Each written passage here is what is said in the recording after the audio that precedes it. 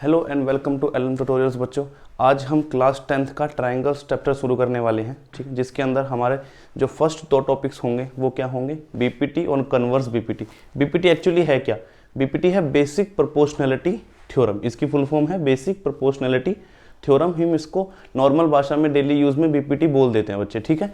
अब हम इनको समझने वाले हैं और ऐसा नहीं है कि ये सिर्फ बोर्ड तक ही सीमित है, ये आप गवर्नमेंट जॉब्स की प्रिपरेशन करते हो उसके भी काफ़ी एग्जाम्स में बीपीटी बहुत इंपॉर्टेंट है, काफ़ी क्वेश्चंस इसके ऊपर बन जाते हैं। ज्योमेट्री का काफ़ी अभिन्न भाग है बच्चे ये, ठीक है। तो हम स्टार्ट करते हैं, ध्यान से समझना। पहले हम समझते हैं बीपीटी क्या है, बाद में हम समझेंगे कन्वर्स बीपीटी क्या है, ठीक है। चलो तो स्टार्ट करते हैं बीपीटी से। हम पहले ये समझते हैं कि बीपीटी होती क्या है, ठीक है। बीपीटी, अब हमें ये समझना है बीपीटी होती क्या है, बीपीटी हम किसे बोलते हैं। तो बीपीटी में बच्चे ये कहा जाता है कि अगर कोई एक ट्रायंगल है हमारे पास, अगर हमारे पास कोई एक ट्रायंगल है और एक लाइन किसी भी एक साइड के पैरेलल अगर हमने खींची और वो दूसरी दो साइड्स को इंटरसेक्ट कर रही है तो वो सेम रेशियो में इंटरसेक्ट करेगी बच्चे। जैसे कि मान लो इसको हमने ए नाम दे दिया, इसको बी, इसको सी, इसको डी और इसको ई बच्चे, ठीक है। अब हम ये क्या कहते हैं ये समझना कि जो डी ई है वो बीसी के पैरेलल है, जो डी ई है वो बीसी के पैरेलल है, ठीक है। और भी ये कहती है कि जो हमारा ए डी अपॉन में डी बी है is equals to A E upon में ई सी होता है। इसका कहने का मतलब ये है कि जो ए डी अपॉन में डी बी है वो ए ई अपॉन में ई सी होता है बच्चे। यही प्रोपोर्शनैलिटी, बेसिक प्रोपोर्शनैलिटी थ्योरम हमारी कहती है, ठीक है। ज्योमेट्री का एक रामबाण बताऊं बच्चे, ज्योमेट्री हमेशा आपके आंखों के सामने होती है, बस आपको पकड़ने की देरी है। ज्योमेट्री का हर क्वेश्चन का आंसर आके आंखों के सामने है, बस आपको देखने की जरूरत है और आपका नजरिया चाहिए वो देखने वाला, कि आप किस तरीके से देख रहे हो उस क्वेश्चन को। आप 2 मिनट में उस क्वेश्चन को पकड़ लोगे, ठीक है। जैसे कि अब चलो इसको हम प्रूफ करते हैं। तो हमारे पास फिलहाल गिवन क्या है, हमारे पास गिवन सिर्फ ये है कि जो डीई है वो पैरेलल है बीसी के, जो डीई है वो पैरेलल है बीसी के, और हमें प्रूव ये करना है कि ए डी अपॉन में D B is equals to A E upon में ई सी है, ठीक है। चलो तो सबसे पहला जो काम करेंगे, ये हमारे पास गिवन है बच्चे, ठीक है, और ये हमें प्रूव करना है, ये हमें प्रूव करना है। अब हम पहली चीज इसके अंदर कुछ कंस्ट्रक्शंस करेंगे, हम डी से सी को मैच कर देंगे। सबसे पहले तो डी से सी को मैच कर दिया, बी से ई को मैच कर देंगे, बी से ई को मैच कर देंगे। ये हमारा पहला कंस्ट्रक्शन हो गया कि हमने इन दोनों पॉइंट्स को जोड़ दिया बच्चे। अब डी से जो है एक परपेंडिकुलर डालेंगे ए सी के ऊपर, डी से क्या करेंगे, एक परपेंडिकुलर डालेंगे ए सी के ऊपर। ये देखो मैंने परपेंडिकुलर डाल दिया ए सी के ऊपर डी से, और ई से परपेंडिकुलर डालेंगे ए बी के ऊपर। ये मैंने यहां पे परपेंडिकुलर डाल दिया, ठीक है। कंस्ट्रक्शन यहां पे लिख लेते हैं। आपको हमेशा ज्योमेट्री का कोई भी क्वेश्चन अगर करोगे तो आपको ये चीजें लिखनी पड़ेंगी लाइन से, बोर्ड में भी। तो आप क्या करोगे, कंस्ट्रक्शन लिखोगे कि क्या करा हमने, इसको नाम दे दीजिए, इसको एम दे दीजिए, इसको एन दे दीजिए। तो हमने डी एन बना दिया परपेंडिकुलर टू ए सी, जो डी एन है वो ए सी के परपेंडिकुलर है, और हमने क्या बना दिया, ई एम बना दिया, जो कि परपेंडिकुलर है बच्चे किसके, ए बी के, जो कि परपेंडिकुलर किसके, ए बी के, ठीक है। और हमने क्या करा, हमने ज्वाइन कर दिया, ज्वाइन किसको, डी सी को एंड ईबी को, ईबी को हमने ज्वाइन कर दिया डीसी और ईबी को। अब हमें प्रूफ करना है कि ए डी अपॉन में D B is equals to A E upon में ई सी है। तो हम प्रूफ कैसे करेंगे, इस चीज को सबसे पहले देखना।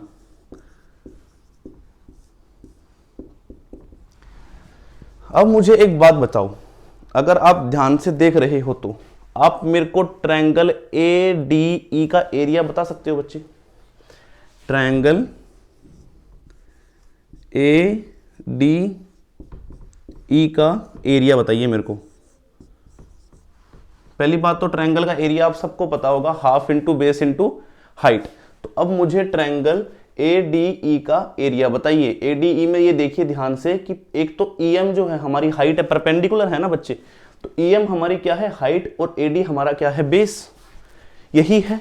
तो area of AD is equal to क्या होगा, half into base into height. तो जब केस 1 लेंगे, जब हम केस 1 लेंगे तो एरिया ऑफ ADE आएगा हाफ इंटू बेस क्या है, AD, इंटू हाइट क्या है बच्चे, EM आया कि नहीं आया, आ गया, ये आ गया एरिया ऑफ ADE। अब एक एरिया तो ADE का ये आ गया। अब हम लेंगे केस 2, इसमें एरिया ऑफ ट्रायंगल ADE क्या आएगा, देखो जरा ध्यान से। एक हाइट तो EM थी, एक हाइट बच्चे DN भी तो है कि नहीं सर, एक हाइट DN भी तो है। तो हम क्या लिख देंगे, हाफ इंटू DN इंटू में AE, क्या लिख देंगे, इंटू में AE, कोई दिक्कत। Half into base into height, half into base into height, वही हमने दोनों चीज यहां पे लिख दी। एरिया ऑफ ADE हमारे पास 2 आ गए बच्चे, एक तो ये आ गया और दूसरा हमारा ये आ गया। आया कि नहीं आया। अब एक चीज देखो, अब मुझे जरा ये बताओ कि एरिया ऑफ BDE क्या होगा, एरिया ऑफ BDE क्या होगा बच्चे, एरिया ऑफ BDE अगर ध्यान से देखोगे तो BDE की जो हाइट है वो EM है कि नहीं है, वो EM है कि नहीं है बच्चे। तो क्या कर देंगे, हाफ इंटू बेस क्या है BD और हाइट क्या है EM, तो क्या लिख देंगे, BD इंटू में EM। देखो बच्चों ध्यान से, अगर कोई ट्रायंगल हमारे पास ऐसे बना हुआ होता है ना, अगर ये हमारे पास ऐसे कोई ट्रायंगल बना हुआ है तो इसकी हाइट क्या होगी, इसकी हाइट यहां से थोड़ी लेंगे हम, इसकी हाइट तो ये होगी ना, इसकी हाइट तो ये होगी ना, इसकी ऊंची वाली चोटी कितनी होगी, ये होगी ना इसकी हाइट। तो उसी तरीके से आप थोड़ा सा टेढ़ा करके देखोगे तो इस ट्रायंगल की हाइट तो ये है ना, बस उसी बेसिस पे हमने ये लिख दिया।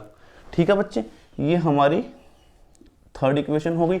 अब मुझे एरिया ऑफ CED बताना है। अब मुझे क्या बताना है, area of triangle CED, area of triangle CED।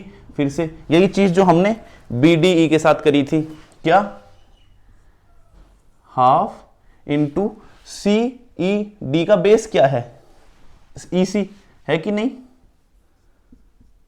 EC, CED में बेस क्या होगा EC और हाइट क्या होगी DN, जस्ट इसी तरीके से इंटू क्या आ जाएगा बच्चे, DN। ये हमारी हो गई फोर्थ, ये हमारी क्या होगी बच्चे, फोर्थ। अब हमें क्या करना है, देखो अगर आपको सेव करना है बच्चे स्क्रीनशॉट ले लेना इसका।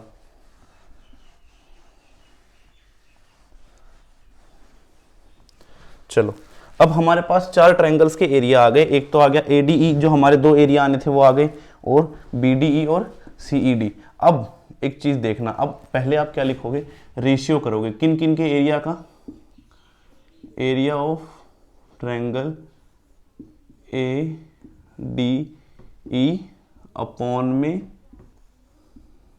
एरिया ऑफ ट्रायंगल बच्चे क्या लोगे आप, BDE। आपने इन दोनों के एरिया का रेशियो निकालोगे, तो इन दोनों के एरिया का रेशियो क्या आएगा, BDE, ADE और BDE। ADE पहला क्या था, पहला क्या था, half into AD into EM, half into AD into EM upon में BDE का एरिया क्या है बच्चे, BDE का एरिया क्या है, ध्यान से देखो, BDE half into BD into EM, half into BD into EM, half से हाफ कट गया, EM से EM कट गया, ये हमारा बचा AD अपॉन में DB। बचा कि नहीं बचा? AD अपॉन में DB। एक तो हमारा ये आ गया। अब हम फिर से रेशियो निकालेंगे एरियाज का, लेकिन इस बार ट्रायंगल कर देंगे हम चेंज। एरिया करेंगे हम ADE और अपॉन में करेंगे हम एरिया ऑफ, क्या करेंगे? पिछली बार BDE लिया था, इस बार CED लेंगे, CED। तो ये क्या हो जाएगा? हाफ। अब ये वाला एरिया लेना है into DN into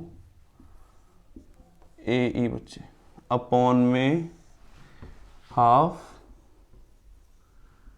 into DN into EC बच्चे। DN से DN कट गया सर, हाफ से हाफ कट गया, हमारा बचा AE अपॉन में EC। हमारा क्या बचा?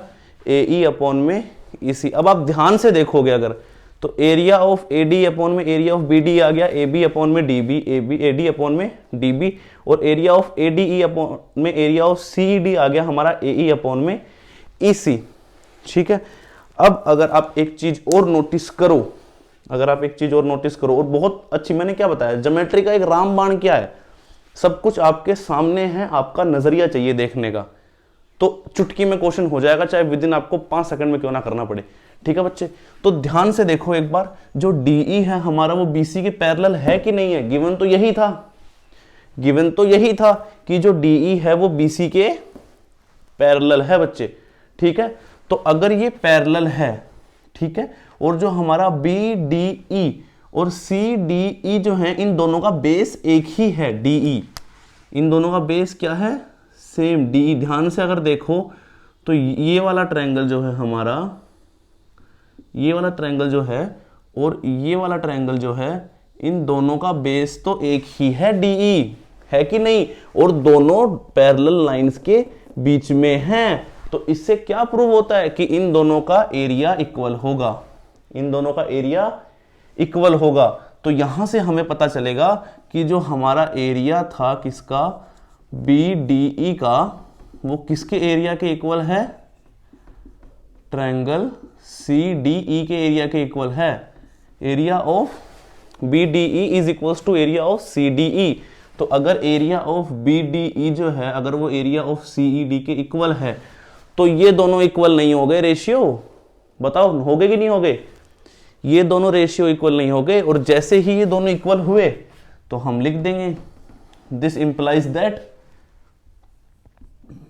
Area of triangle ADE upon में area of triangle BDE equals to area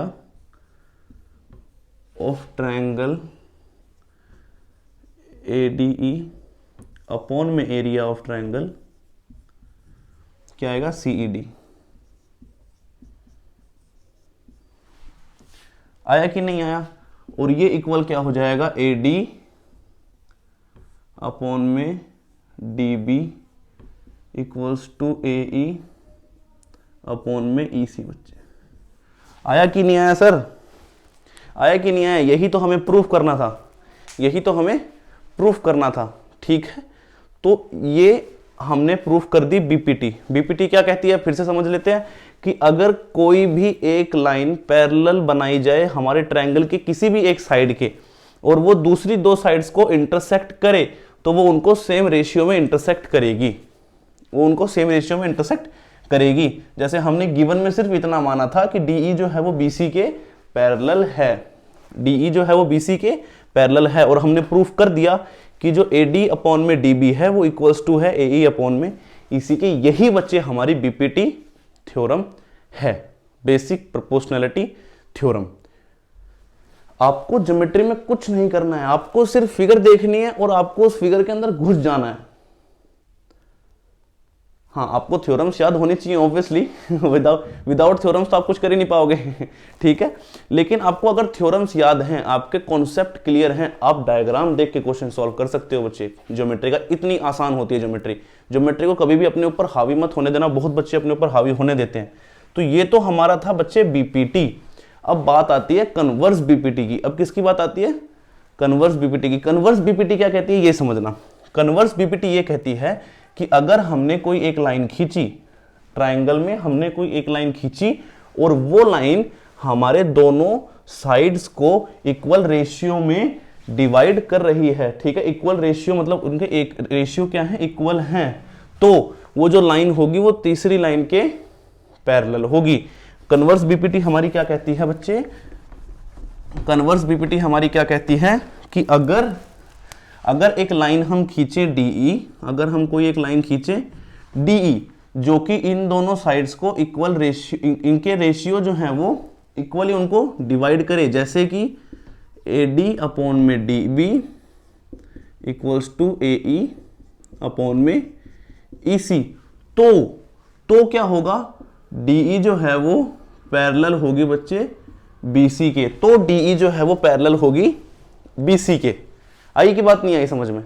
बस इतना ही जोर है और कुछ नहीं है। बीपीटी ये थी कि पैरेलली अगर एक लाइन के पैरेलल कोई लाइन खींची, दोनों को इंटरसेक्ट करी तो वो इक्वल प्रोपोर्शन में डिवाइड करेगी। और कन्वर्स बीपीटी ये है कि अगर इक्वल प्रोपोर्शन में कोई दो साइड्स को एक लाइन डिवाइड कर रही है तो वो तीसरी लाइन के पैरेलल होगी।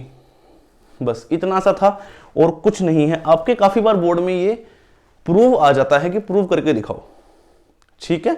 अगर आपको कोई भी डाउट हो ट्रायंगल का, आप कमेंट बॉक्स में मेरे को बता दीजिए, या फिर नीचे इंस्टाग्राम हैंडल है या फिर फेसबुक हैंडल है, आप उसमें मेरे को DM भी कर सकते हैं, मैं आपका रिप्लाई कर दूंगा। बोर्ड आ रहा है बच्चे, घुस जाओ इसके अंदर, क्योंकि ट्रायंगल और ज्योमेट्री जो है ना बहुत इंपॉर्टेंट चैप्टर्स हैं। और अगर आप किसी गवर्नमेंट प्रिपरेशन की तैयारी में हो तो फिर तो आपके लिए और भी इंपॉर्टेंट हैं, क्योंकि बहुत क्वेश्चंस आते हैं इससे और मेंस लेवल के क्वेश्चंस आए जाते हैं, ठीक है। और काफी टफ क्वेश्चंस बनते भी हैं इससे। तो अगर आपको बस एक ही चीज करनी है, मैंने क्या बोला, उसकी फिगर में घुस जाओ। सबसे पहली चीज तो फिगर ही देखो, फिगर के अंदर घुस जाओ। अगर आपको थ्योरम याद है तो आपको ज्योमेट्री करने से कोई नहीं रोक सकता, लेकिन आपको उनकी थ्योरम्स याद होनी चाहिए, आपको सारी चीजें समझ में आनी चाहिए कि हो क्या रहा है। ये एक तरीके से आपका घर समझो और इसके अंदर घुस जाओ, तो ज्योमेट्री आराम से हो जाएगी, बिल्कुल भी हार्ड नहीं लगेगी। अब विद इन सेकेंड्स में इसके क्वेश्चन सॉल्व कर सकते हो, ठीक है बच्चे। तो आज की क्लास में आप इतना करते हैं, नेक्स्ट क्लास में हम ट्रायंगल्स के आगे के टॉपिक्स करेंगे। Thank you so much.